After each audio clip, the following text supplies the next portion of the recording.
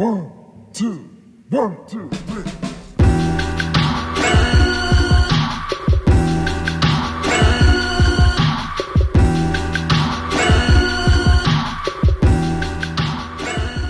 Hello. Norman Davis, what's going on? Just helloing, you know? Just helloing. Helloing. This week, Norman and I were trying to decide what to do.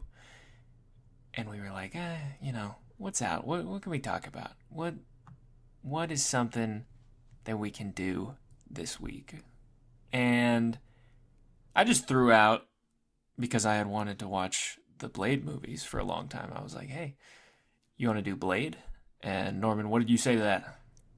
I said, let's do it. Let's talk about Blade, Blade 2, and Blade Trinity. Hence, we are here to talk about those movies. Full disclosure, I originally said, I don't know, I think I'm just going to do 1 and 2. And you were like, nah, you got to hit Trinity. That's cheating. Yeah.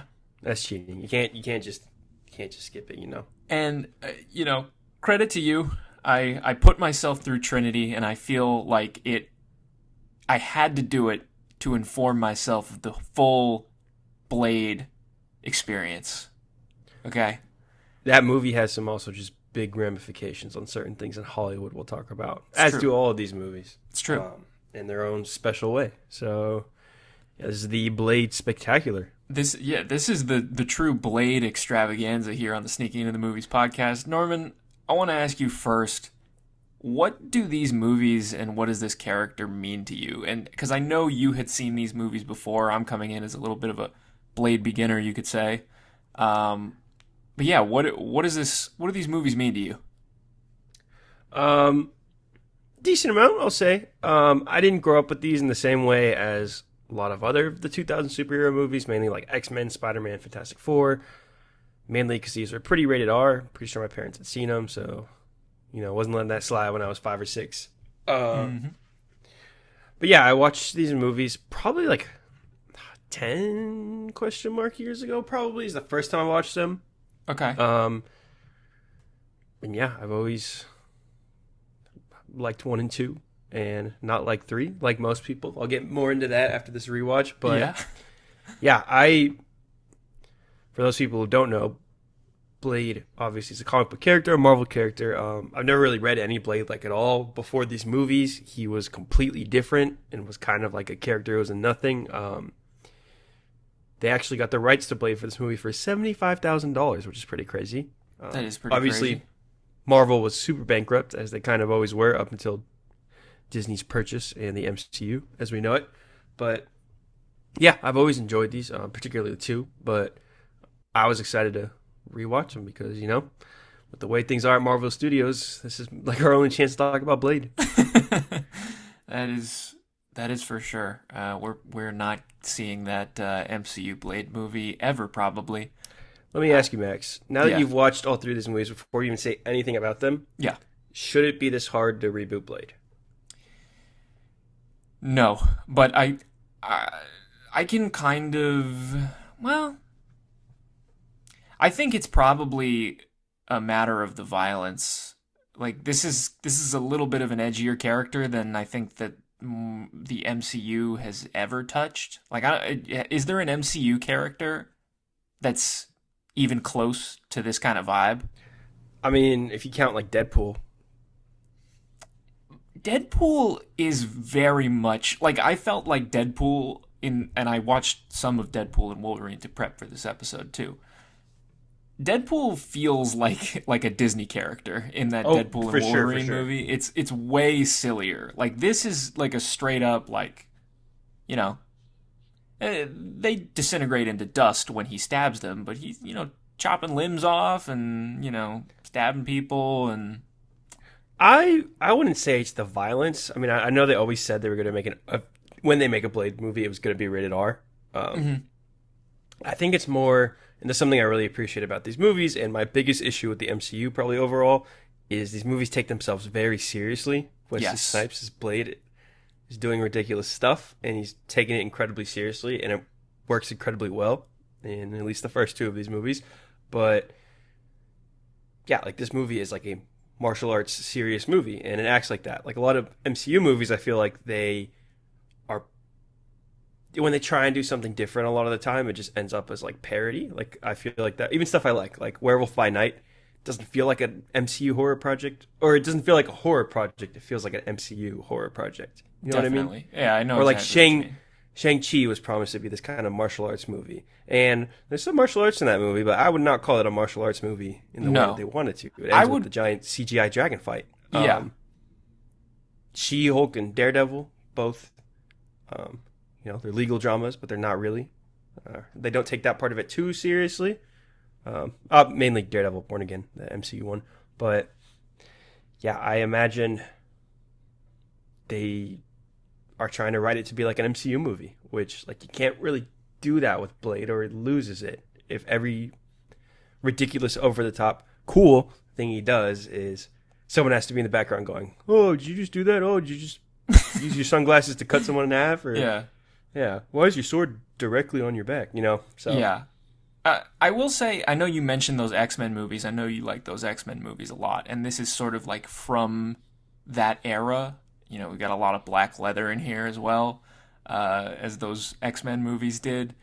And I thought my reservation going into these movies was that these movies were going to be like those X-Men movies that I personally am not crazy about. Full transparency, I've only seen the first one. I haven't seen the original trilogy of X-Men movies. I'm super behind on that. I need to watch those movies. Yeah, the first one doesn't hold up like at all. Second one's pretty cool still. Okay, I hear X2 is like a comic book movie classic. I got to see that. But yeah, I had a little bit of reservation going into this Blade trilogy because I thought that these movies were going to kind of have that feel of the first X-Men movie, where I thought that it really was part of that era of being ashamed of being a comic book movie. And it was kind of, like I said, black leather, I thought Cyclops and Storm just got their asses kicked nonstop. Like, it was ridiculous. Yeah. I don't know. Not crazy about that one. But should we just get into the first Blade here? Yeah.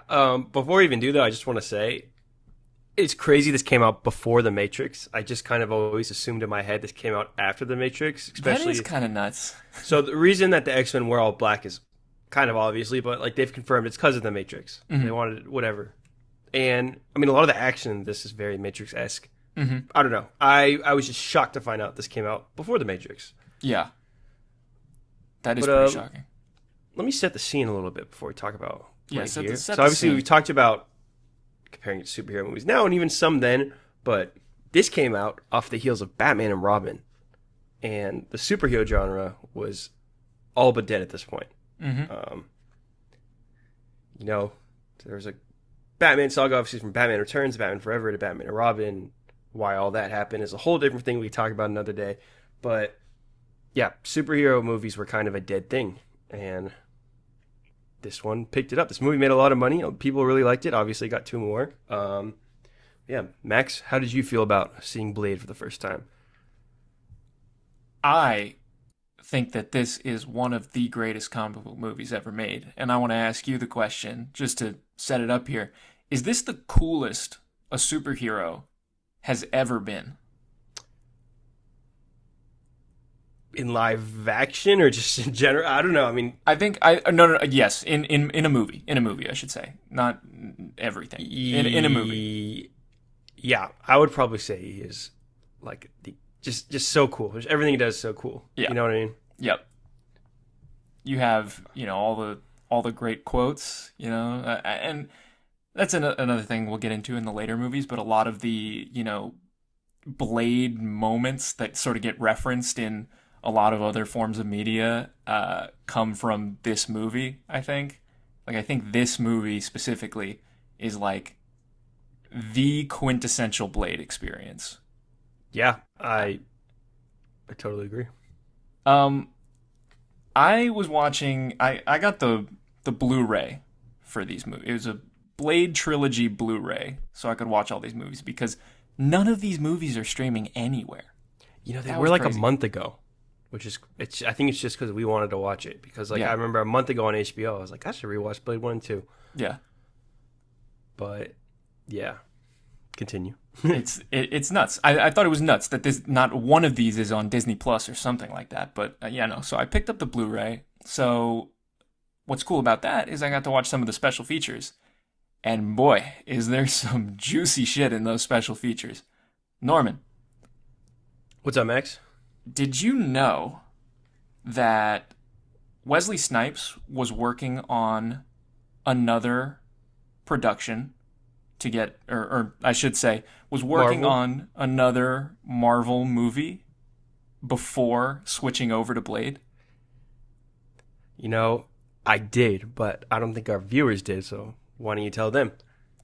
Wesley Snipes was working on a Black Panther movie at Columbia Pictures prior to making Blade, and the only reason he did Blade is because the production of that movie stalled out. And that's an insane what if. That's crazy. 90s Black Panther movie with Wesley Snipes. That would have been nuts. You know, it probably also would have been cool as shit. Yeah. It probably would have had special effects just as bad as the third act of the Black Panther movie we got. Yeah, that is a crazy alternate future to think that Black Panther assumingly pioneered in the wave of superhero movies and kind of where we are now in Hollywood. Max, do you know who else was up for the role of Blade? I do, but yeah, well, who was it, Norman? So, David F. Goyer, who wrote this and wrote 2 and 3 and directed 3, and he is a notorious person in Hollywood. He's made a lot of highs and lows. I think we can agree on there, Max. But he always wrote this role with Wesley in mind, but studio wanted Denzel Washington or Lawrence Fishburne to play Blade. Well, there's also another name that was attached. I don't know if you knew that LL Who's Cool this other J name? was in the mix. Oh, yes. LL Cool Yeah. J did hear that. That's another crazy what if. A lot of crazy what ifs surrounding this movie. It's honestly pretty crazy that it's as good as it is, given, the state of comic book movies at the time was kind of, like you said, it was coming off of Batman and Robin, how, I guess this is a character that is not super high profile. It's kind of, would you consider Blade a C-lister? Like, where do you think, especially at the time? Before this movie? Yeah. A Z-lister. Yeah. Like, Blade was like a British old, I don't know. Wesley Snipes completely and totally changed that character. Kind of in the same way, like, Nick Fury or the Guardians. In that sense, those characters were brought on the screen and they just completely changed them in the comics. Blade was like a complete unknown. I don't think people went and saw this because it was a Marvel movie in the same way, X-Men or Spider-Man, where those are, or Hulk from 2003, where those are like the primetime Marvel characters. Like Blade is like, I would say like Z tier, dude, at this point. Yeah. I don't even know if he ever had his own run. So, but yeah, do you think these other actors could have pulled off Blade in the way that we saw and made him such the household name that he is today? I mean, the Denzel Blade would have been fucking crazy, but Yeah, I think Wesley Snipes is incredible in this role. absolutely. I think, you start to mess with what you got and you never know what can happen, because I think Wesley Snipes is really, really good, especially in this first movie. Absolutely. And another thing that makes this first movie and just Blade as a character in this movie so unique as, a comic book movie is Wesley Snipes is a really good, like, martial artist. Like, this action is incredible in this movie. Jeff Ward is the stunt coordinator on this movie. He killed it. And he's on the special features talking about how, like, they wanted to make like a Hong Kong style like action movie with this movie, and it really comes through. Like the martial arts and the action in this movie is really, really good. Not a lot of cutting back and forth. You really get to see him doing all of these stunts and doing spins and kicks and punches, and he's really slaying all these vampires. CGI body doubles. No, which the second and third movie yeah, get played with a little more. That becomes a little bit of a thing in the next two. But no, I really love the action in this movie. It contributes to how cool Wesley Snipes as Blade is in this movie. But yeah, what did you think of the action in this movie? Oh, it's incredible. I mean, this movie has like the coolest movie opening ever, the vampire blood rave. Yes. Just like the coolest, most iconic Blade you can get. Just so cool. I love that scene. It's just so awesome. It's a really, really great scene. You start off, it's, the guy and the girl, they're walking in, you see like they're at like some kind of, meat market or whatever. There's like the meat on hooks and stuff is flying by, and the dude's like, what is this? And you get to the back, and it's a rave, and then the blood comes out of the ceiling, and it's a really well done scene. And he's, you get the vampires sort of like, once the blood goes down and he realizes what's going on, you have them like sort of lunging at the camera. Really like that stuff. It's very like, I don't know, campy and fun when they're like showing their teeth and stuff like that. And it culminates with him crawling all the way to Blade's boots. He's standing there looking all cool and shit. Very cool. The coolest anyone's ever looked. It's true. But yeah, just such a cool opening that just immediately hooks you. I feel like it's hard at some points to watch the rest of the movie because the opening is so cool. I don't know if you had that kind of issue. I think the opening is really strong, but I really did think that the first movie held strong all the way through. I really loved the world. I'm kind of in the bag for vampires. Like I've said before, I kind of thought Morbius was okay. So this is really, really we'll be talking about Morbius. As far as, are we? I mean, you never know. They should have stuck Morbius in one of these movies. That's all I'm saying. But can we do Blade Morbius trivia right now, or you want to wait? Do it right now. So, do you know about the alternate ending of this movie, Max?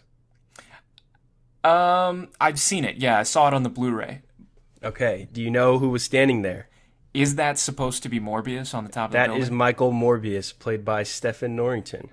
And yeah. That's the director of the movie. Yeah. So that was supposed to be Morbius, and Morbius was going to be the villain in the sequel. That's what they wanted to tease when they started writing Blade 2. It was going to be Morbius, but Morbius is a Spider-Man character.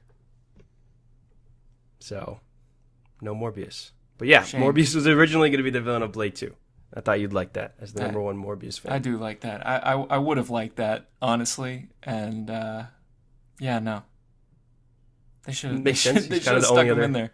Yeah, other than like, it's like Blade, Morbius, and like Dracula are like the Marvel vampires. And Dracula barely counts. He's just like the vampire. Yeah. But we get Dracula in Blade 3. Don't worry. Yeah. We do get a Dracula in Blade 3. That was something. Let's talk about some of the other characters in this movie, Max. Yeah, go for it. What do you think of Chris Christopherson in these movies? Specifically in Blade 1 first. He's really cool, especially in the first movie. And I have some thoughts on his inclusion in 2 and 3. But I think he's great in Blade 1. I think, he's just, the perfect, grizzled old, sidekick guy for Blade to have. He's kind of like a father figure in these movies. Warehouse with no door on it. Exactly. Yeah. Yep. Just, that cool old guy sidekick. Kind of like Stick in the Daredevil stuff. Yeah.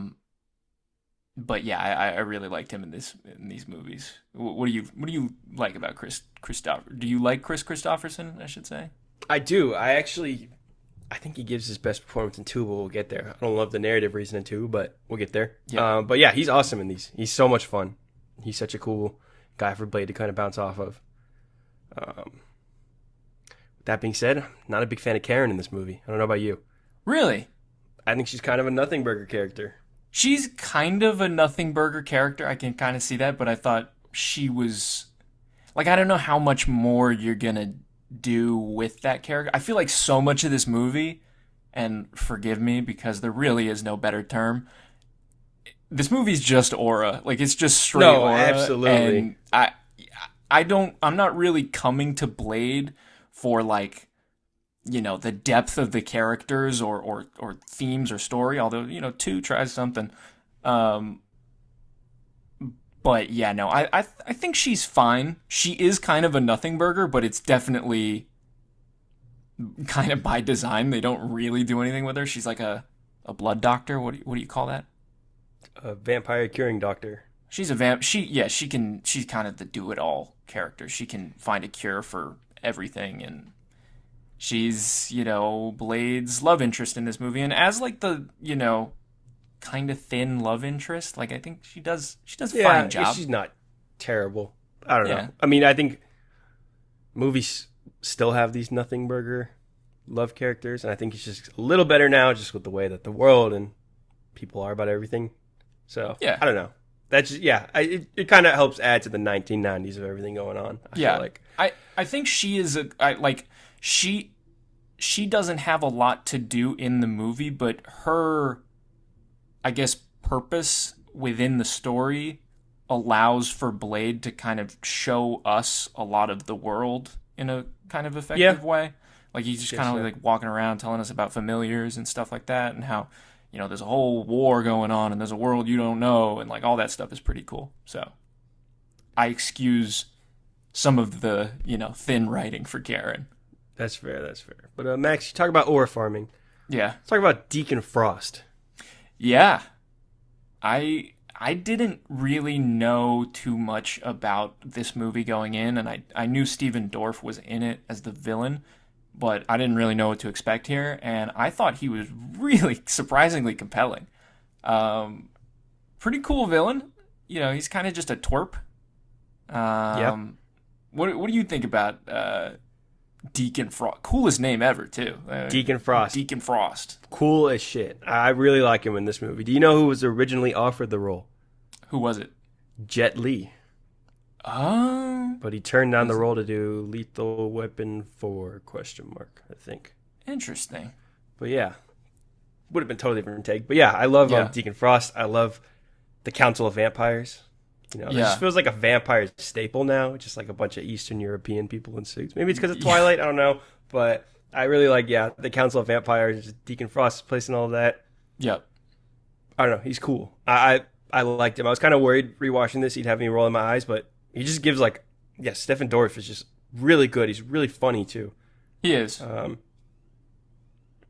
think he's the best villain of all 3. I don't know how you feel, but I'd say almost easily. But yeah, easily the best villain of the 3. Definitely.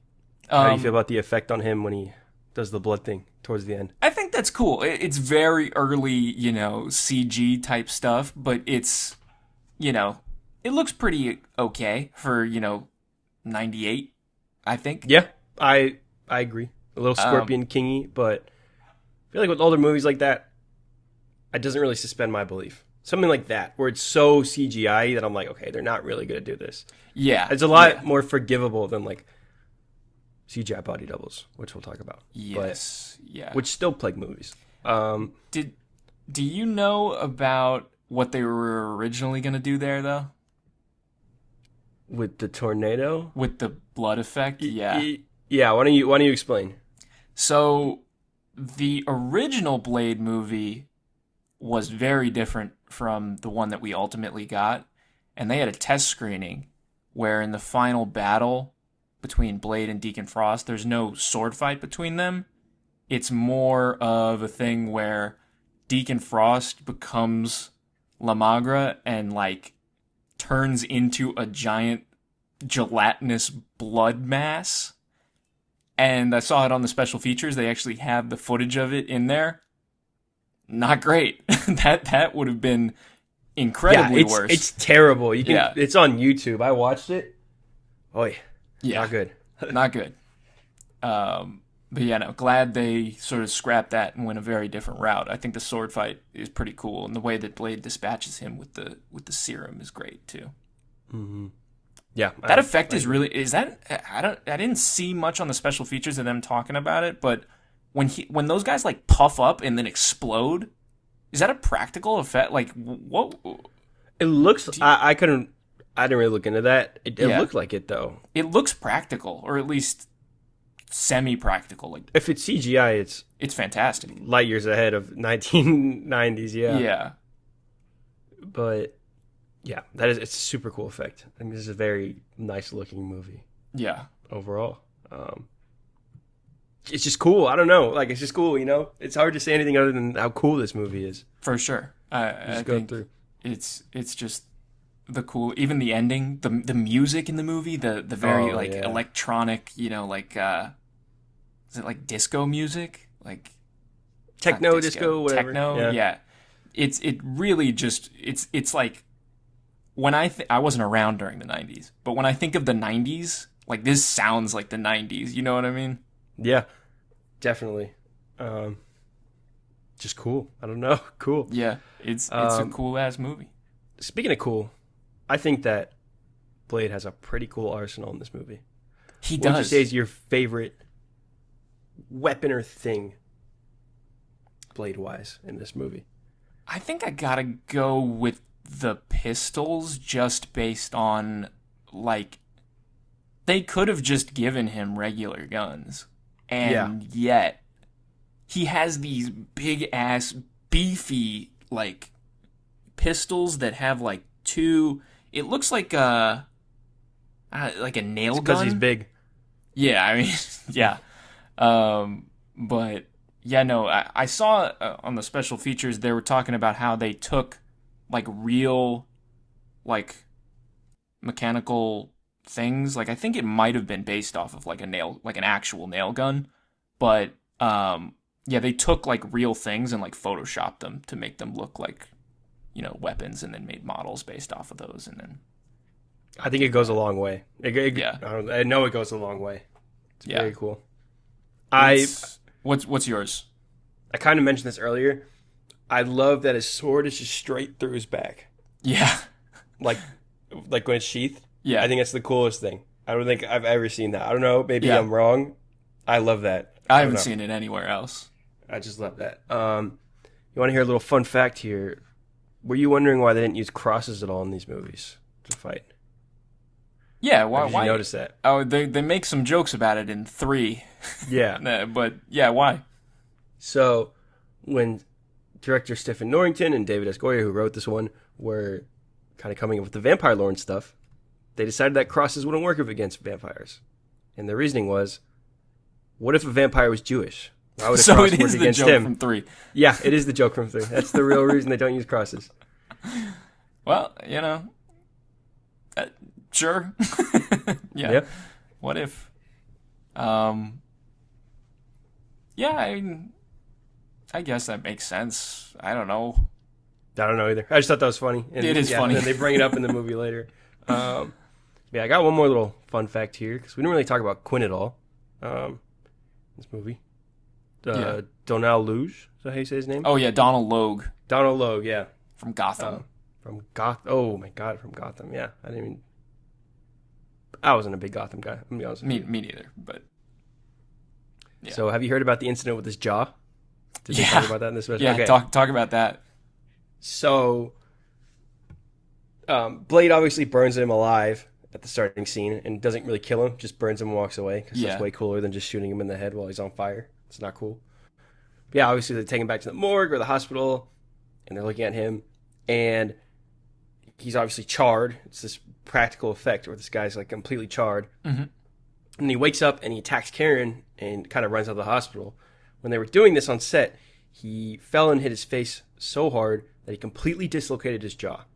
And they had to take him to the hospital, to an actual hospital, and everyone freaked out because they brought this guy to the hospital that looked like he was burned alive. So it's just a really funny fun fact. Like, everyone ran out of the room when he came to the hospital. Yeah. This guy was screaming in pain while his jaw was dislocated, and it looked like he was burned alive. And he's basically naked.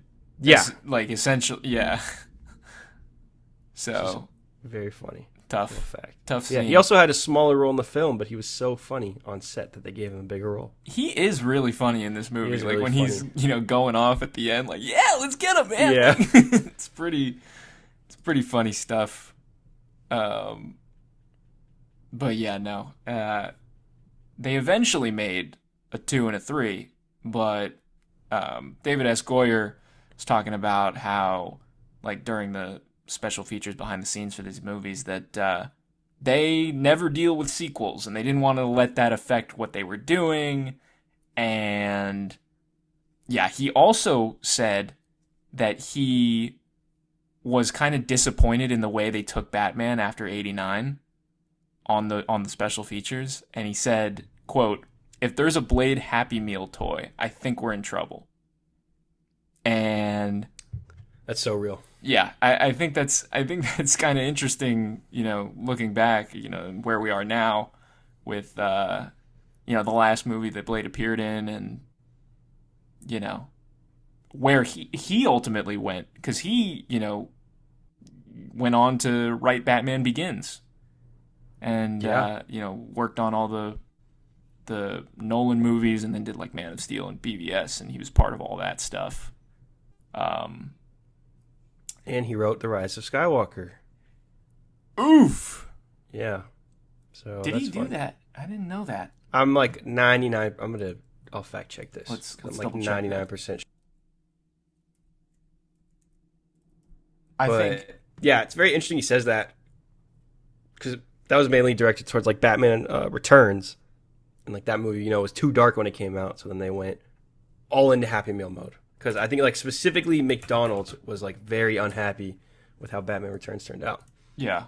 So yeah, the superhero genre is just in like a really, really, really goofy place when it all went down. He wrote Terminator Dark Fate. Okay, yeah, I don't think he was on maybe Rise of Skywalker. Rise of Skywalker was J.J. Abrams and Chris Terrio. Chris Terrio, that's the BVS guy.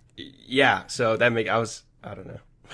I was just thinking of the BVS school. You just always have BVS on the mind. Yeah. Hey, sue me. But yeah, anything else on Blade 1, Max?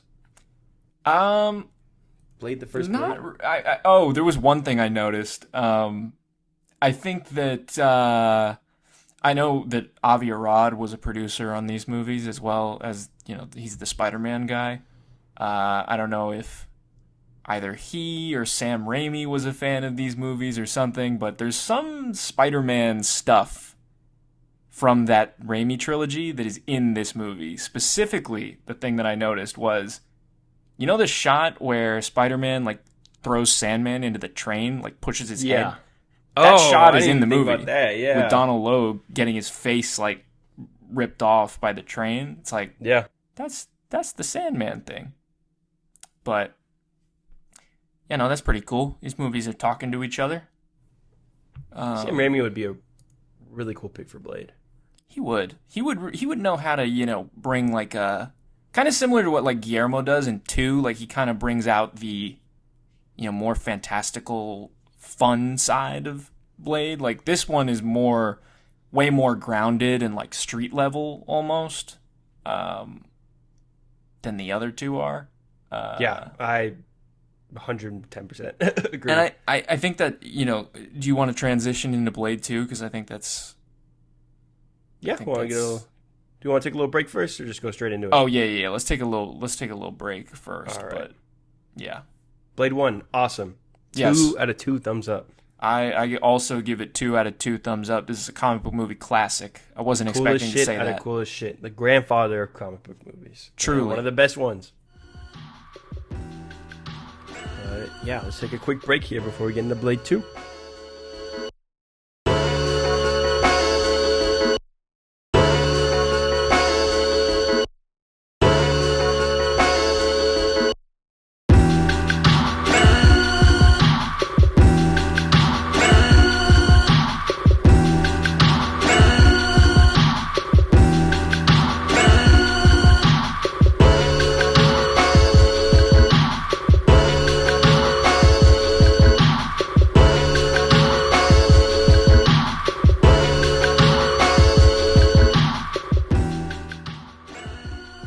Back, and we're talking more Blade.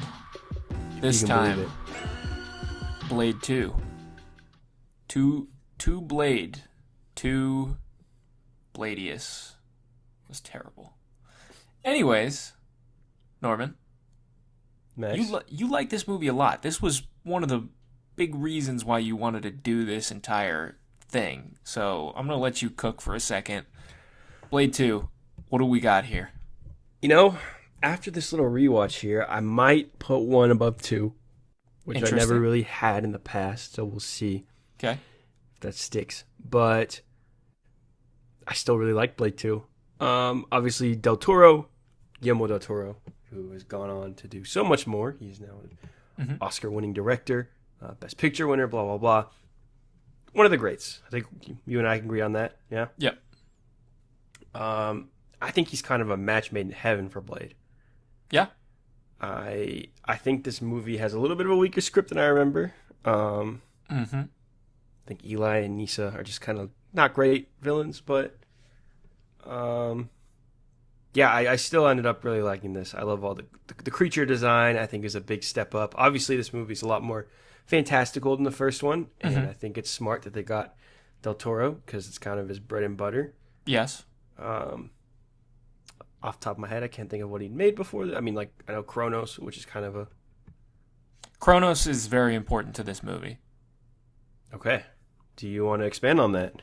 I just think, like, you know, it's a vampire movie. It's one of Del Toro's first... I think it is his first movie.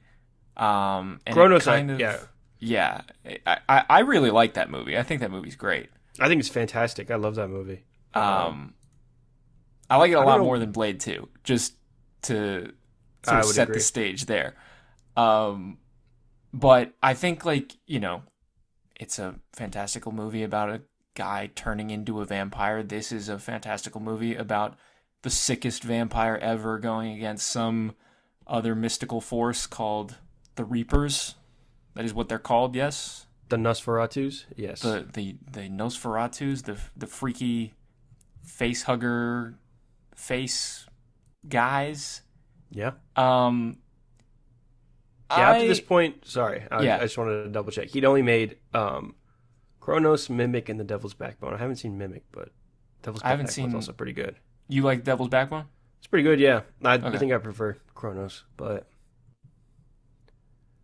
yeah. Yeah, no, Kronos is good. I haven't seen The Devil's Backbone or Mimic, so maybe those will be on the list. But I thought I was going to piss you off coming on here talking about how Blade 1 is so much better than Blade 2, and I actually was kind of underwhelmed by Blade 2, because I was kind of going into it thinking, like, oh, this is the one that everybody says is good, and I really, really liked the first one, so I was like, oh, this one's going to fucking blow me away, and it didn't. And one of the big reasons why it didn't is because I think that Blade 1 is so successful as, like, a street level story about, like, they really invent this whole new world within the underbelly of LA, where, you know, the monsters reign at night and there's vampires on the corners and the clubs and everywhere, and there's this whole new world that you're not aware of, and they're bringing you into it. This movie sort of does that again, but it's way far removed from the grounded street level from the first movie. This movie takes place almost entirely in a facility, I guess you could call it. It's like a big building. That's where the whole thing takes place, and then some of it takes place underground, and then some of it takes place, like, inside of a big, weird mansion club thing. And I didn't love that. Yeah, that's fair. I think it's a little more comic-y, for better or worse, than the first one. Obviously, like I said, Blade wasn't the most established character and have a ton to work with, but it's like the more fantastical element of, like, vampires and monsters and stuff like that in Marvel. Like, Blade is someone who used to work with, like, Doctor Strange a lot. Same with, like, Deacon Frost. So, yeah. I think, like, Doctor Strange made Deacon Frost a vampire? I don't know. Something like that.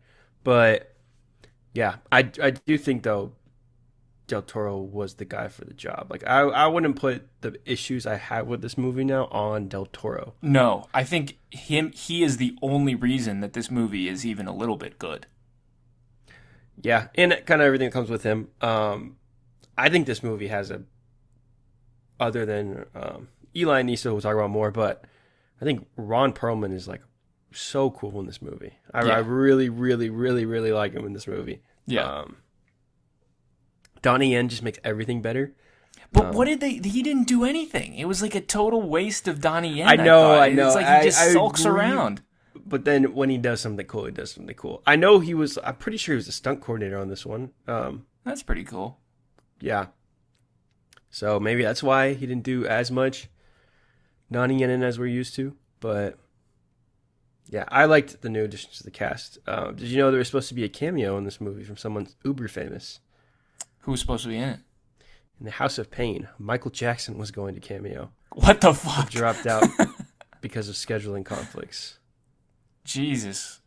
Yeah. That would have it's a been fun something. I mean, it looks like a vampire. Yeah. Oh Especially well. This wouldn't have been. This wouldn't have been that era, would it? I mean, 2000s? This is 2002, so they would have filmed it in 2001. I don't think Michael Jackson was all the way there in 2001, was he? He was getting there. He was getting there? Okay. Yeah, I think so. I don't know. We'll find out when that Michael Jackson movie never comes out. Yeah. Yeah. But Tough scene over there. let me ask you, because this is like, I think, the coolest scene in this movie, and it's kind of one of the scenes I always go back to when I think about Blade 2. Mm-hmm. The autopsy scene of the Reaper when they're going through him. Yeah. That's where I was like, that's why you get Del Toro. Yes. So cool, so gross when they put the drop of blood and it's feasting, whatever. It's so cool. Yeah. That part is pretty cool, and that also, I wonder if he was referencing Alien with a lot of the, design language of the Reapers, and especially that scene where they're kind of like looking inside of it, that all felt kind of alien to me. So this movie was heavily based off Aliens. Okay, sweet. Yeah, that makes sense. You got all the Reapers coming at him from all sides. Yeah, that makes sense. Kind of, and it's very, I don't know, like it's bigger, but it's smaller, than the first one. Mm-hmm. But yeah, there's definitely like aliens, and yeah, I totally feel like that the autopsy scene, but it's so cool. So yeah. I think those are my favorite aspects of it. Everything that Del Toro sort of brings to it with his, how his sensibilities when it comes to like the fantastical elements of the film and like, these, the whole kind of like just vibe of the movie, I guess you could say. I think that that's definitely the strongest part of it. I think that while the Reapers are like that scene is cool where they're kind of going through it and when their faces open up, it's kind of cool. But as is, like, they're just kind of like bald dudes, and I don't really love them as like a primary kind of evil antagonist. Like, it just didn't have the same edge as like the vampires from the first movie do. They're just kind of less cool to me. Like, they had to come up with something different. And, I'm just on them. Yeah, that's fair. I think with this whole trilogy, we start to see the cracks in David S. Goyer. Yes. Because I think the writing is much weaker in this one, and then we'll get to the third one. Yeah. But, yeah, I guess, how do you feel about Eli and Nisa? So that's, to be clear, that is the main vampire guy and kind of the head of the Reapers, right? Yeah. I think they're okay. Like I wouldn't have even remembered their names if you didn't say them. Like they're just kind of there. Yeah, I think they're really weak. I yeah. think it's kind of what holds this one back from the first one for me. Yeah. Because I think, Deacon Frost was and is a very cool, great villain. Deacon Frost was cool. Yeah. Which, like, that shouldn't work now, but it does. So. Yeah. But yeah, obviously, we've talked a lot about the look of this movie. This movie, we kind of alluded to this in talking about Blade 1. This movie has a lot of, like, CGI body. It's very 2000, where I think Blade 1 was very, very 90s. This was very early 2000s. Mm-hmm. And I think it shows in this movie. And Yeah. I don't hate all of it. I have, obviously, a ton of nostalgia for just 2000s kind of blockbuster shenanigans. Mm-hmm. But yeah, I still think Blade 2 is awesome. I still really enjoyed this one. I did find myself more underwhelmed than last time. I feel like there's the least amount to say about this one, maybe because just smack dab in the middle. Mm-hmm. But yeah, I don't know. What else do you got on Blade 2, I Max? think that one of the key reasons why I will say, like, I was pretty checked out early on, and it only got worse. Like, I was kind of like, I'm not sure I'm liking where we're going, and that kind of starts with them bringing Chris Christopherson's character back. It just sort of totally flattens that moment from the first movie where he has to take himself out. Like, it's just kind of I think he's really good in the second one, though. he is good. That's the problem. That's the problem. I think is the that, way they introduce him, like with the voice, it just feels very like tacked on. It feels reshooty. yes, I don't know. I don't think it's not reshooty. We know this. Out of all the Blades movies, this production was the smoothest. This is the only one that used the actual ending they filmed for the movie. Fun fact. But yeah, I think Chris Christopherson's just a lot better in this one. So like, while I kind of was like, yeah, it's kind of taggy how they bring him back. He's just so good in it that I'm like, okay, I can't imagine this movie without him now. You know? yeah. I think that these movies really do sort of like are made and broken, I guess you could say, by Wesley Snipes and Chris Christopherson's banter and performances. Definitely. And in this movie, they're really good together. I just think that the choice to bring that character back flattens a very key moment from the first movie and had me checked out very early on in this movie. Yeah, They are great together. That does not matter to me because I think that character should not be in this movie. Yeah, that's fair. So honestly, I have fun about like since we kind of talked about it and we're gonna end up talking about it, Deadpool and Wolverine. Kind of have fun about Hugh Jackman coming back. Yeah. Like really, man. But it's like, how can I not be? You know what I mean? Yeah. So, it's a little similar in that way, where it's like doesn't really serve the story, but okay, if I'm watching this and you're there, I'm not. Yeah, it's like sure, whatever. But yeah, it really does kind of undermine that moment because we didn't really talk about it, but that moment in the first one's really good. I like how there's like, it's very silent, which is interesting. Yeah. When he's kind of gearing up. Yep. But this is also Wesley Snipes' favorite Blade movie. I don't know if you knew that. That's interesting. I wonder why. Maybe he liked working with Guillermo. I know, you know, the third one, we'll get into that, but yeah. I don't mean this I think Del Toro is just easily the best director out of the three directors chosen here. That's probably why. I don't know. Yeah, I mean, it's probably. It just seemed like they were very comfortable making this one, which is a good thing. Which shows, even though we have issues with this movie, like it shows. I don't know. Yeah, this was the smoothest sailing one because when we start talking about Blade 3, it's a fucking disaster. Yeah, I guess anything else on Blade 2? It feels pretty Guillermo-y, and that's good. But it's a pretty significant step down from the first movie still, in my opinion. And I don't like the fact that they took it off the street. I think that makes things a little bit worse. Like, you could have done the fantastical stuff and gone more more in that direction, but still kept it street level. Yeah, I think he does that a little. Maybe it's because Del Toro was doing 1 and 2, but I think Hellboy does a pretty good job with that. Even though those movies get pretty crazy, but those are some movies I also need to see. I haven't seen those movies. Those are great movies, and it's the reason he didn't come back for 3. Yep. Which, I was going to ask you on this episode if you think he made the right move, but I guess you haven't seen the Hellboy movies. Yes, you did. The Hellboy movies are awesome. I've seen Trinity, so yeah, I think he made the right move. Yeah, Hellboy movies are great. You should definitely watch those. Maybe on another sneaking in the classics we'll do. Perhaps Hellboy duology. That'd be fun. Yeah. Because Ron Perlman's awesome in those. Like he's awesome in this. There's Reinhardt, right? What's the name in this? Yeah, Reinhardt.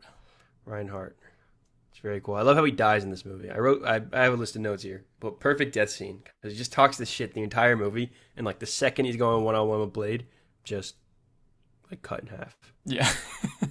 It's cool stuff. Yeah. We didn't even talk about Norman Reedus, who's in this movie. Yeah. He's in this movie. You know, Blade's twerp sidekick.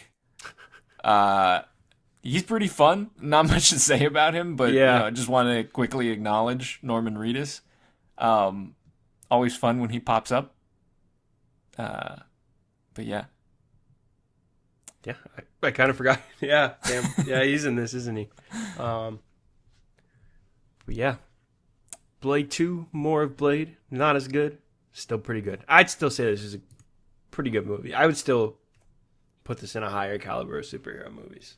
I wouldn't go that far. I don't think I could put this in my upper tiers. I think it's cool. I think it's cool that Guillermo del Toro made a superhero movie. I think it's cool that they made a Blade 2.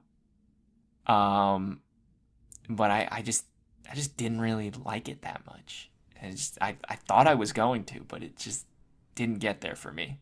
I was missing the the sleekness of the first movie, I guess. Mm-hmm. It's a little grimier. Yeah, I think that first movie's really good. But yeah, no, and you get a little bit of that. We talked a little bit about the weird CG stuff. The whole final battle is sort of Blade getting punched and kicked around the room, and there's a CG double, flying around the room. Just kind of like, don't love it. I kind of liked it better when you could see him and, although I will point out, that sword fight sucks, if that's what you're about to say. It's okay. I think it's They're fine. just banging swords. They are just banging swords, and I clearly saw both of their doubles at multiple points during that fight. But I kind of just like that hand-to-hand fight a little better than, like, there's a lot of CG going on here where Blade's floating around the room and, like, he's getting kicked into walls and stuff like that. It's like, kind of like the first one better with the weird sword fight. Anything else on Blade 2 here, or should we just get into Trinity? Let's we should probably take a break before we get into Trinity. Sure. But yeah, no, I think we're good on Blade 2. I think there's not much else to say about it. So Blade 2, I still liked it. Max is disappointed. Yes. So I think we're both at Blade 1 is the best one. Blade 2 is the second best one. Yeah. And I have a feeling we'll agree on the third one, but yeah, it's going. Yeah. You can see where it's going here. Yeah. But yeah, no. Let's take a quick break here. Alrighty.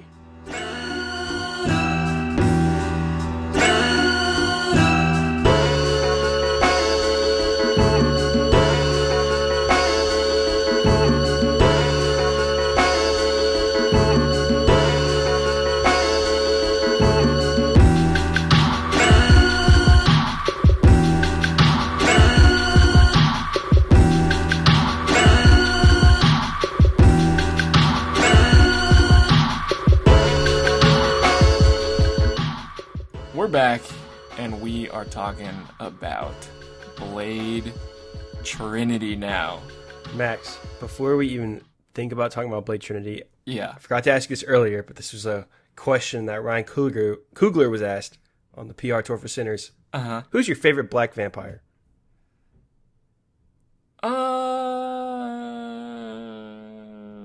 It's gotta be Blade. Yeah, probably Blade. I can think of the guys from Sinners, Blade. I guess like I just thought it was really funny when they asked that question because it was like, you should have said who's your favorite Blade. I don't know. Yeah, it's funny that the top two that would come to my mind, it would be Blade and then Cornbread. it's interesting. It's just funny that Cornbread makes top two. I just thought it was hilarious because people were running that like, yo, Ryan Coogler likes Blade. It's like, who else was he gonna say? His movie wasn't out yet. I don't know. Yeah. Anyways, let's talk about a movie significantly worse than anything Ryan Coogler's ever looked at. Yeah. The abomination that is Blade Trinity that Max tried to skip out on. I tried, but Norman made me for for cinema. And Max, before you tell me a lick about this movie, Yeah. aren't you glad you watched it? Like, do you really wanted to go the rest of your life being like, I never finished the Blade trilogy? I'm glad I watched it in that sense. In a completionist sense, like, yeah, I'm glad I finished it, and I'm glad I don't have any wonders about what that third Blade movie could have been. Now I know for sure that it is an abysmal piece of dog shit. Blade Trinity was directed and written by David S. Goyer. Obviously, he didn't direct the first two. I can't quite remember why Stephen Norrington didn't come back. Obviously, like I said, Del Toro didn't come back because he got offered to do Hellboy, which he made the right decision because holy shit, this movie is terrible. I have a little bit on why Stephen Norrington passed on the movie. He was actually gonna do it, and he saw the script. Yep. Yeah, he saw the script and he was like, "Nah, not doing that." Wise choice, Stephen Norrington. This is only not... a scriptwriter could love that script the same way only a mother could love some sons. Yeah, and that's why David S. Goyer went on to direct this too. Yeah, bit of a doozy, Blade Trinity. That's about, I think, the only way you can describe it. That's putting it nicely. It is a gas leak of a movie. Yeah, and I mean that in the sense of obviously. Did you watch Community? I watched a lot of it. I don't think I finished it. Did you ever watch the infamous gas leak season? The Yahoo season? Is that what you're referring to? No, so season 4, Dan Harmon was fired from the show for creative reasons. I think it was mainly because of Chevy Chase. So they brought in someone new for season 4 and only season 4, and it is like terrible. It's like so bad, and everyone feels so weird. So in the show they say they had a year where there was a gas leak and everyone was acting weird, and that's how this movie feels, especially because. I mean, we'll talk about why Wesley Snipes is just like, it feels like there was a gas leak between Blade 2 and 3, and he's not all there. And I mean, he wasn't, and we'll get into it because I think the story around this movie is definitely more interesting than this movie. It is because the movie is nothing. The movie is just a very bad. This movie is kind of like, I don't know, maybe like a worse version of the Sony movies that we get today. I'd probably still watch this over. I would watch this over any of those Sony movies, other than like maybe some of the Venoms. I think the biggest sin of this movie was when they were making this movie, an executive walked up to Ryan Reynolds and said, "Wow, if we ever make a Deadpool movie, you're the guy." Ryan Reynolds didn't know who Deadpool was. This guy gave him a comic, and the rest is history. Who's that guy? That guy deserves. That guy deserves some money. Yeah. Cause Ryan Reynolds is in this as well as Jessica Biel. Do you want to hear what Wesley Snipes' nicknames were for them on set? Have you ever heard this? Do you know this? No, I don't. I don't know what their nicknames were. Jessica Biel was girl. Jessica Biel was the girl, and Ryan Reynolds was that cracker. That's fucking awesome. Yeah, Nice. I feel like putting Ryan Reynolds in this was really weird. Even just like where his career was at. Like this was kind of his first like big Hollywood action movie. It was kind of just like the douchey side character in rom-coms or whatever before this. Mm-hmm. Obviously, like this did kickstart his career. I don't like him in this movie. Do you like him in this movie?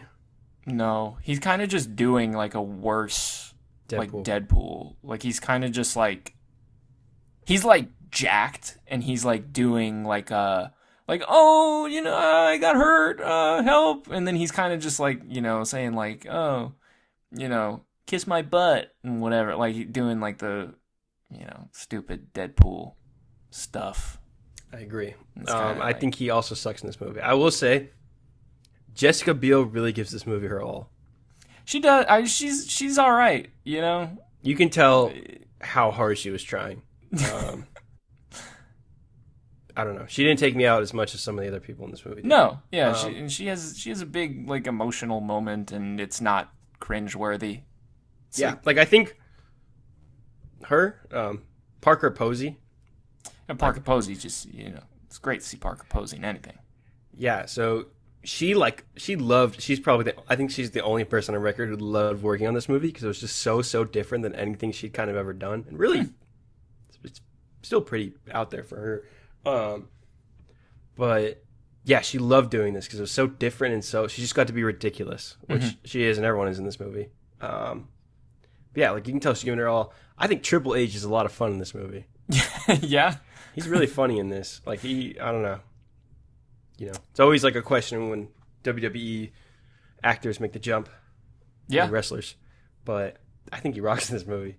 He's cool. He's all right. He kind of just. I don't remember him saying much. Just whenever he said or did, dude. or like he just kicked Ryan Reynolds on the head, it just made me happy. Yeah, but yeah, this movie sucks. Like really, this movie's really bad. No one really wanted to do it except for like David S. Goyer. Wesley Snipes really didn't want to do it. I feel like you could totally tell, Max. Would you agree? I don't know how much context you had on this movie before. But I feel like yeah, I knew a little bit. I knew this one was kind of, just a disaster, like, of a movie and also behind the camera. And I think even there's parts of Blade 2 where I kind of thought this, but this is to a whole nother level. There's parts of those movies where I'm like, where's Blade?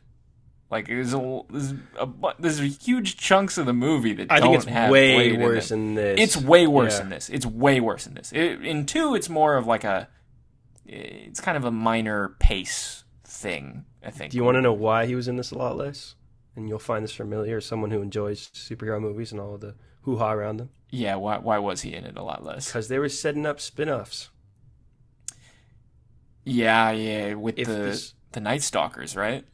Yeah, I think it was guaranteed in Ryan Reynolds' contract that if Blade 3 did well, which funny enough it did, like financially, I think it made I think less than $20 million less than 2 did, which was the highest grosser of the 3. Yeah, on a $65 million budget, I think. Yes, you're right. 3 is a $65 million budget. Yeah, no one liked this. Even like Blade 2, I didn't really know this until like this weekend, but that movie I think it has like a 52 on Rotten Tomatoes. Blade 2? Yeah. There's a clear disconnect between critics and fans on that one. I will say Robert Ebert really liked Blade 1 too, so I feel like we're on the right side of history. But yeah, this one's just bad. Everyone agrees this movie's bad. No one liked working on this. David S. Goyer still talks about like it was a nightmare. Patton Oswalt has a bunch of crazy stories about this movie. Do we want to talk about the movie more or go into the production side of things? Go into the production side of things because, so it'll lead us into the actual movie. So I guess don't take any of this as 100% fact, like it is, but it technically isn't. I guess technically more hearsay. A lot of it is like everybody in the cast and crew said this, and Wesley Snipes denies it. So take that as you will. But yeah, he did not want to do this movie at all. At this point, he was method acting. He would only respond to Blade. He would not talk to David S. Goyer. He would send him Post-it notes signed by Blade. I don't know if you. It's honestly fucking rad. Like, yeah, if I was Blade, I'd be like, "Hey, call me Blade." Yeah. So like, Ryan Reynolds have talked about that too, where he's like, "I never really knew Wesley Snipes. I knew Blade," which is maybe why he came back for Deadpool and Wolverine. Obviously, Wesley Snipes butted heads with everyone on this. But yeah, he really hated Ryan Reynolds. A lot of the time when they were shooting this movie, he just wouldn't do anything. So they just put the camera on him so he'd react. So there's a lot of points in the movie where Ryan Reynolds says something Ryan Reynolds-y and Blade just doesn't react. It's because they were trying to get him to react. I don't know if you knew that, Max. But yeah, Blade never broke. It's pretty good. Yeah. Yeah, no, I was watching some of Wesley Snipes on the Deadpool press tour talking. Well, he wasn't on the press tour, but he was interviewed about showing up as Blade. But yeah, he basically said that Ryan Reynolds and his rumored beef was actually them just like messing around. And who knows if that's true? That's what Wesley says. So, By all accounts, I think we have to trust him on that one. Apparently, it was an orchestrated effort by him and Ryan Reynolds to mess with everybody, and he actually did not hate Ryan Reynolds at all. Sure, man. Yeah, well, sure. Yeah, that's probably not what they were saying in 2004, but... You want to know who he did mess with is David S. Goyer. Did you know David S. Goyer one time had to go to a local bar and hire a biker gang to protect him because he didn't feel safe on set anymore? That's pretty nuts. So, do you want why to do know you go hire a biker gang? That's the most 2000s shit I've ever heard. I don't know. I needed protection. I wouldn't got a biker gang from a bar. It's like, what? So, what are we doing here? Supposedly, the reason why this happened was when they have on a lot of sets with extras, they just say, hey, go put something on. You know what I mean? Like, they don't meticulously craft every extra suit by how they look, whatever, or costume, whatever. And apparently, if I'm getting all this right, but there was one black actor, and the shirt he picked said garbage on it. And Wesley Snipes went up to David S. Goyer and started screaming at him, called him racist, and choked him out on set. So that night, David S. Goyer went to a bar and hired a biker gang to come protect him on set the next day. Not great. A lot of this is from Patton Oswalt has been incredibly vocal about working on this movie. Just curtains out. But yeah, Wesley Snipes did not want to do a third Blade movie. He did not get along with David S. Goyer. As of a couple of years ago, their relationship has completely faded. At that point, David S. Goyer had directed one movie starring Wesley Snipes before he directed Blade 3. So, what's that movie? I can't remember the title, if I'm being honest with you. But something smaller. Because David S. Goyer hated directing this. I don't think he wanted to. But he kind of was left no choice because he wrote a god-awful script, which he is pretty good at these days. But yeah, Wesley Snipes did not want to work on this. No one really did. No one had a good time making this. Obviously, this is the famous CGI eyes. I assume you've heard of that, Max? Yeah, I had heard of that before this. There was, for those of y'all who don't know, there was just like the alternate ending, right? No, it's the ending. Oh, yeah, I think that is, okay, so, yeah, that is the ending, duh. But it was, they shot a different ending first, and then they came back to this one. It's kind of Blade in the medical room, and he wakes up. So Wesley Snipes refused to open his eyes. So he has CGI eyes open up, and it looks awful. Yeah, it doesn't look great. I was looking at my phone frequently during the viewing of Blade 3, and that was one moment where I was like, whoa! Yeah. Caught my attention. I was like, oh my god. What do we have here? Yep. Looks terrible. But, no, did you know that Wesley Snipes sued New Line after making the movie? $5 million? Yeah. Right? Do you have the reasons there you want to? Yeah, sure. He claimed that the director, the screenplay, and the supporting cast were forced upon him. He claimed that he was still owed a portion of his fee for actually making the movie, which was $3 million. And he also claimed that he was harassed and defamed because of his race. Real messy stuff. Yeah, really messy. I think this was settled out of court, right? Yeah, I don't think this got very far, but he did sue them, and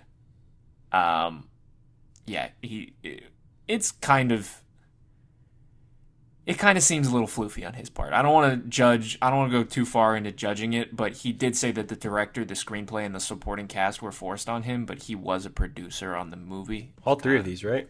Yeah, I don't know if he was a producer on the first one. Oh, he definitely was on one. So I guess he was on 2 and 3. Yeah. Okay. So I didn't know he produced these before, but when I was watching one, I was like, oh, he produced this one. So yeah, I guess it was all 3. Okay. So yeah.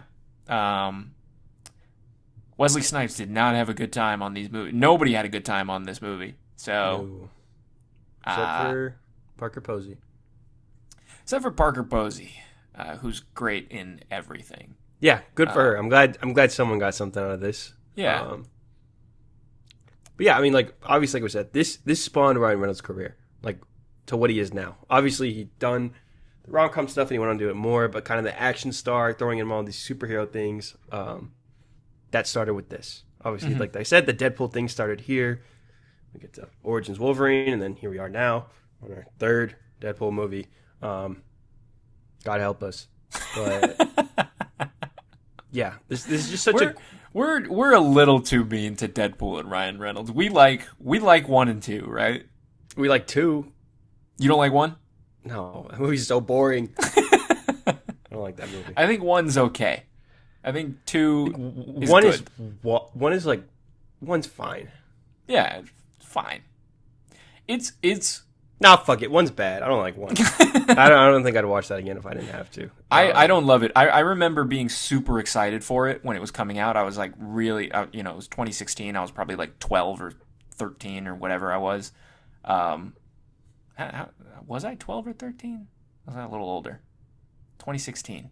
2016. I was like almost 13 going on 14. Yeah, so it's like peak Deadpool time. Or you're like 13 years old. So I was super excited for the movie. And I remember coming out of that Alamo Drafthouse going, Like I legit didn't like it. And I was shocked. I loved it. When I first saw it. Yeah, I think a huge factor in that was I was like prime Deadpool age. Yeah. I don't think I was. There were very few movies I like weren't really allowed to see, and my parents were like, maybe don't go see Deadpool. And my friends and I did anyways, so I think that plays a factor. It just, I don't know. Yeah. I was just like, oh, it's a radar. He's saying fuck in these superhero movies. Yeah. 2's great though. I think 2 is like really fucking good. I don't know what went wrong in the sandwich, but yeah, that all started with Blade Trinity. So for all you, I know Deadpool obviously has a ton of fans. Ryan Reynolds, you got to thank this movie. Give us flowers. Yep. But yeah, this movie sucks. I don't know. I don't even have that much to say about the actual movie. I was kind of sleepwalking through it. I'm gonna be honest with you, because I've seen this before, and this is a movie I never wanted to watch again. So. Yeah, it's really really rough, and I think the best way I could say it without really getting into like the specifics of why it sucks, I think like the tiny issues I had with 2 are like put to like 110% in 3. Yeah, like just like wonky CGI, like lame villains. Do we talk about Dracula? Do they call him Dave? It's Dave when he's not Dracula. They call him Drake. Drake, yeah. What a lame ass Dracula. Like the lamest Dracula maybe ever. It's pretty bad. I kind of like the CGI. I don't know. Like I think one of his forms look cool, but that's about it. Yeah, if you're gonna do Dracula, you gotta do the whole, the cloak and the, Yeah, you gotta go full Dracula, and they not fucking Drake. Yeah, don't do Drake. No one likes Drake anymore. New line. But they even the costume at the end, like what even was that? He's got like a weird like chest piece, and he's got like a armor on one arm. It's like, what did you just like find what you had laying around and threw it on him and go, it's Dracula? It's like, what the hell? It's really hard to pinpoint like what really went wrong with this movie compared to 1 and 2. Because I know you didn't love 2, but would you agree it's leagues better than this? It's an actual movie. This is like a mess. Yeah, I don't know. I don't know what happened. I don't know if David S. Goyer just wrote good scripts for 1 and 2 and just couldn't figure it out for 3. I don't know. I mean, I feel like usually with a lot of these kind of nightmare mid-2000s, I'm mainly thinking like X-Men: The Last Stand, like a movie that's kind of similar to this. Like it was just kind of a mess of a production, came out underwhelming, third, whatever. But I don't like this. They didn't go through 8 writers. They didn't go through 8 directors like a lot of these movies do. Like it wasn't like Wesley Snipes was like fighting on the day to rewrite like a lot of these movies do. It just seems like it was just a really shitty script and no one was standing in the way. I think you can really point to, on the first movie, David S. Goyer is the through line for all 3. He wrote all 3 of these movies. Definitely. But on the first one, you had Stephen Norrington, who was a really good director of action, clearly. And he brought that sort of flavor to the first one. And then you get to 2, and then Guillermo del Toro brings his whole sensibility to it. You have these directors that bring a lot to the table, and bring different things to the table. And then in the third movie, you have David S. Goyer directing it, who's not really a director. And then you kind of just are left with kind of thin, messy script, and then to add on to it, everybody hates each other on set and doesn't want to make the movie. And the star who rides these movies off charisma, it's not being charismatic. Exactly. Yeah, I don't know. Like, apparently a ton of this movie was ad-libbed too. Yeah. So it's like fun when you're watching this to be like, when Blade will say something mean to them, like, was that ad-libbed or was that in the script?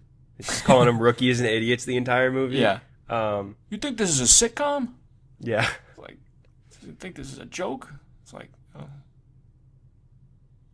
They were all on sitcoms too. I saw that in the in the trivia section of IMDb. Yeah.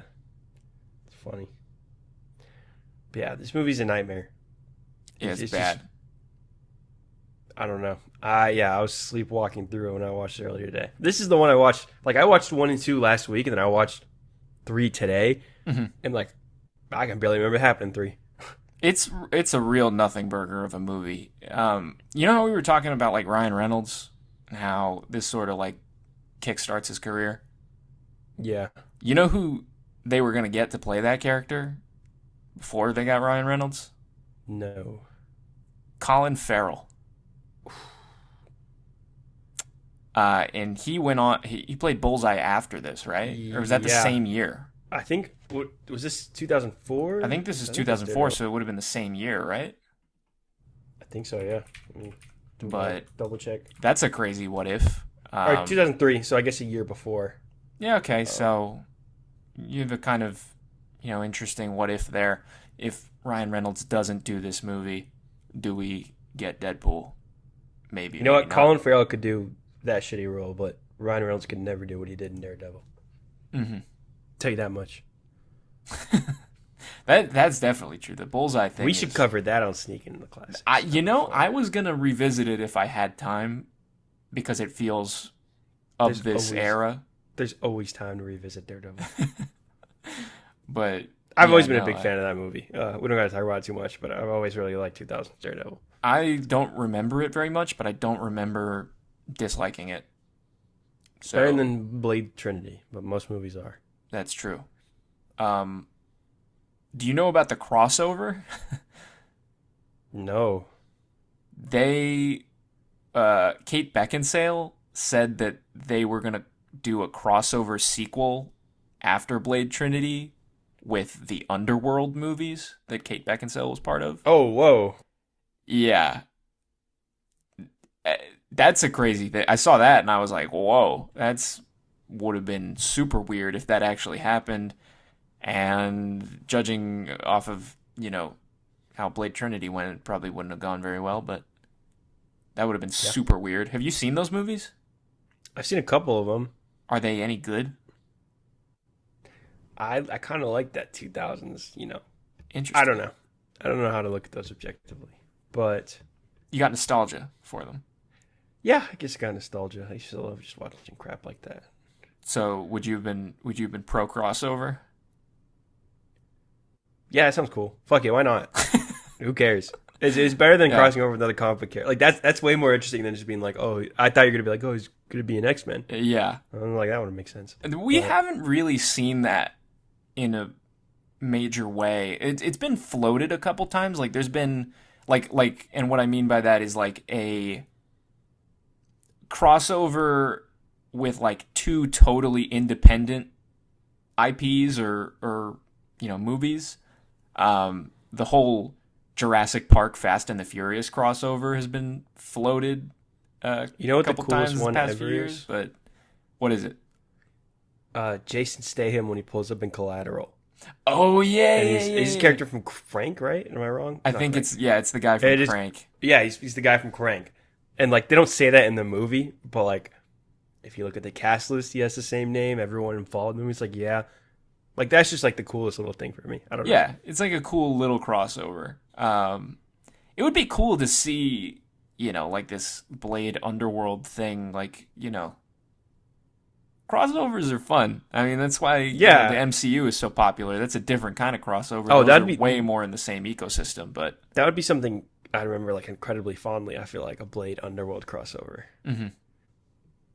But I don't know. That title too, like if you just did Blade Underworld, like that's a pretty sick title. That's $1.5 billion. Man. Yeah, that's it could have been cool, I guess. I haven't seen those movies, so I don't know. Do you know that this wasn't the last Blade project that David S. Goyer worked on? Oh, are you talking about Blade the series? Yeah, what do you know about Blade the series? Nothing. I just saw that it exists, and I was like, the fuck? I watched 2 episodes of it once. It was really bad. Interesting. And it was a 2-part pilot. And it's just no redeeming qualities? It just wasn't great. I mean, they had Sticky Fingers playing Blade. Yeah. That was kind of fun. That is just random, and I know we're going to talk about it, but in Deadpool and Wolverine, there was a dude who looked like Sticky Fingers Blade in like the trailer, and I was like, okay, if they do that, that'd be cool. Like, that would have been cooler than bringing back Wesley. Yeah, if they did. Do you want to talk about that, or do you TV want to show characters? Deadpool and Wolverine? Or just the fact that, we got him, the quote-unquote impossible happened. Yeah, he's back. He was back. I like I said, I revisited Deadpool and Wolverine. It's I don't like it. I think everybody in the movie, it just has a very corporate feel to it, where like everybody in the movie, dude, it's an evil ass movie. Yeah, everybody in the movie talks like not even an action figure, because that can be cool, like when you do that kind of style, but like the whole reason that Elektra, Blade, and X-23 and Gambit go with Deadpool and Wolverine to stop Cassandra Nova is because they say this in the movie. Elektra says, we need an ending that we deserve. Like, we didn't get an ending. And it's very, like, meta, I guess, in the sense that, like, they're kind of, like, referring to the real-life things that happened with those movies. But it doesn't make any fucking sense for those characters to talk like that, because they're not aware of Hollywood circa 2004 to 2015. It just totally, like, it's like, what are we watching? These are not real characters. I hated that too, because they like picked a bunch of characters, and this isn't really on the movie. There's more on Marvel movie fans, but like people were like, "Oh my god, Elektra's back." I'm like, bro, the past 20 years, all people have been doing is crying about these early 2000s superhero movies. Mm-hmm. And it's like, oh, it's such a beautiful send-off for the Fox universe. This thing that no one really liked, this thing that everyone was like, please, Disney, buy Fox so we can get cool X-Men. I don't know. I was like, that did not feel earned one bit. No, and then they do the fucking Hey There, Delilah in the credits, and it's like, oh, yeah. And then they're just going to do it again in the Avengers movie. It's like, what's the point? It's so weird. I don't know. I mean, the point is obviously $1.7 billion, but... Yeah. How do you feel about Ryan Reynolds? He said, I don't think this meant anything when he said it, but he wants a, Blade to get the Logan style, 20 years later, this is my last hoorah. Even though it wasn't, and it probably wouldn't be Wesley Snipes, but... Yeah. Was that something, like, would you want to go back to this character? Like, would you want him to get his own movie?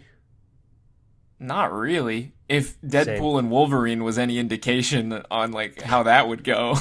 But, yeah, okay, no, but I imagine feel like without Deadpool and Wolverine. Like, if Marvel Studios just like, fuck it, we're making a new Wesley Snipes Blade movie. Would you be like, oh, cool, or would you be like, oh, fuck? I'd be like, oh, fuck. Because I just... This guy's story has been told. Like, Wesley Snipes has done what he can do with Blade. He is 62 years old. He can't play Blade forever. And so much of what Blade is the martial arts and how, great he was in that first movie. And he doesn't really age. It just, he just...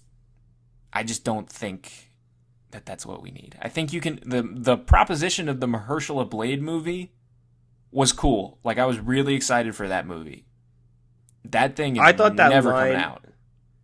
Yeah, it's never coming out. Not to be too whatever. I thought that line was super distasteful in Deadpool and Wolverine. Yeah, I laughed. I thought it was fucking hilarious. It was funny, but it's coming from Marvel Studios. Like, if I'm Mahershala Ali and I see that movie and I see them say that, I don't know if that was in the script, if that was Wesley Snipes or whatever, but I don't know. Because Wesley Snipes has, like, given his blessing multiple times to Mahershala Ali, even though we'll probably never see that. Yeah. I will say, though, I'm glad Wesley Snipes got to come back in some capacity, even though I don't like that movie at all. It doesn't make sense in that movie. It's cool. But I think he'll probably be back again, too. Yeah. So, just like he kind of got to clear his name-ish. I mean, I don't know. We don't really know it on that Blade Trinity set. But I don't know. This is clearly a character that meant a lot to him. Mm-hmm. And that was just kind of ripped from him. So, I don't know. I was kind of like, okay, cool. At least he gets to, I don't know, Wesley Snipes, the actor, not the character. I don't know. Because it doesn't feel like the character. In the interviews with Wesley Snipes that I was watching, he kind of says, like, oh, it was kind of fun to play a Blade that kind of resolved all his issues. Like, there was he had, like, no baggage. Like, he was just kind of playing, and these are my words, not his. It kind of felt like he was saying that he's basically playing like an action figure. Like, he's just, he's just Blade with no issues. He's just, like, standing there and gets to be Blade, and, Deadpool can go, oh my god, it's Blade. That's kind of just the issue, I feel like, with this. I don't know, the way they kind of bring back some of these legacy actors, where it is just kind of like a character, especially because they're like, oh, this isn't like the one from the movie, it's like from a different dimension. It doesn't work. So it is like, well, they play like a hamburger character. I don't know why I said hamburgered, but you know what I mean when I say hamburgered? No, what do you mean? Just, I don't really know what I mean when I say hamburgered. But they hamburgered it, you know? I can infer. You know what I'm saying? I know what you mean. They are hamburgering it. And they're going to hamburger it in Doomsday 2. Where it's just like, why not just get new actors? I do think, the way that they're doing the multiverse is kind of like a really flawed way of doing it, where you're kind of like, it's like the epitome. Yeah. You're just like taking a lot of these characters that it doesn't really make sense for them to be in this story, but you're just ripping them out and saying, like, oh, look at him. This is another... bunch of old people. I'm just tired of seeing old people in all these fucking movies. I agree. Let's get some new blood in here. There was a trailer for some horror movie they're remaking. Like, I Know You Did Last Summer or something. Oh my god, that trailer's awful. They had the legacy. I'm like, she's 40. I don't know. Like, I remember, like, when that new Exorcist movie came out, they brought back the lady, and she's like 93. And I'm like, this poor woman. Yeah. I'm like, you'll dangle $100,000 in front of her and making her come out of retirement. Yeah. I don't know. It's a tough scene out here. We should be past this stuff, and yet we're not. Yeah, but I guess anything else on the Blade Trilogy or Blade Trinity or Blade 3 as a whole, or Blade Trilogy as a whole? What's your favorite Blade quote? What's the all-time best Blade quote? He has a bunch. Gucci Goo and Blade Trinity. I'm just kidding. It's got to be motherfuckers ice skating uphill. Like, I know that is the quote. That's the one he did again in Deadpool. That's the best quote ever. Yeah. And you know the context behind that, I assume, that this was something Wesley Snipes said about Deacon Frost. Yeah. And they were like, that is so good that they have to just put it in the movie. And, like, some motherfuckers just look like they're ice skating uphill. I don't know. Like, this is how it is. I just love that. I think, what is your favorite Blade quote? I think it's got to be that. I think a runner-up for me, though, is in 2 when he screams at the Reapers and says, "You obviously do not know who you are fucking with." I fucked the delivery up on that, but he does it way better. I get the point. It's really good. He's really good at this as this character, and I really liked all these movies. I really liked watching all these movies. It was fun. I hated watching 3 again. 3 sucks. I dare you to watch that movie a second time in your life. No, it's not going to happen. I have the Blu-ray, and it's not going to happen. But yeah, no, these are awesome movies. Like we said, kind of the grandfather of superhero movies. They don't get the credit they deserve in that sense, even though they kind of destroyed Hollywood. But I digress. These were a lot of fun. This was a great idea, Max. I hope y'all enjoyed. Maybe go check out the Blade movies. Let us know on our socials what y'all think. But anything else, Max? No, I think. Well, actually, I got one last little piece of Blade 3. Sure. You mentioned Jessica Biel going all in. Yeah. She destroyed a camera that cost more than $300,000. Oh, because she became like an expert archer, and they told her for one shot, like, aim for the camera, and she was 50 feet away, and they put a thing of plexiglass in front of the camera and then cut a hole so that they could shoot through the hole. She shot from 50 feet away, the arrow, right through the hole, directly into the camera, $300,000. So awesome. Pretty sick, Jessica Biel. But yeah, they have that take on video, right? That's in the bonus features? I think you can. Yeah, I think you can find it on Super YouTube cool. and special features. But yeah, no, I think that's gonna be it on Blade. But We'll be back next week to talk about Mission Impossible, the final reckoning. The final one, supposedly. The final one, probably not. But yeah, I'm excited. I know there's been some shady reviews, but I'm excited. I'm excited too. Awesome. No doubt in my mind. But so we'll sneak in with y'all again. Yep. We'll catch y'all next time.